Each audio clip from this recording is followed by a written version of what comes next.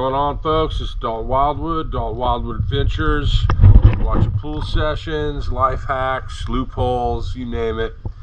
You know, with this latest trend we've had the past couple years with the beers and the White Claws and all that stuff, our cans have gotten a little skinnier, you know. So I've had a problem with a traditional beer koozie. You know, the beers just don't necessarily fit well in these things, and they're just kind of a pain in the butt.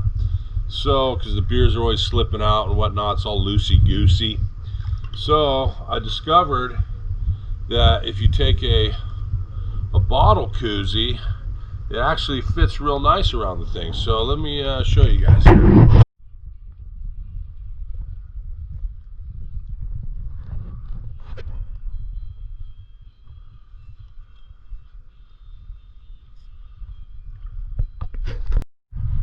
So one of the cool things about using a bottle koozie for your skinny cans is you can keep the little thing up to protect the sun from getting the lip of the can hot. So, and it's real easy, just fold.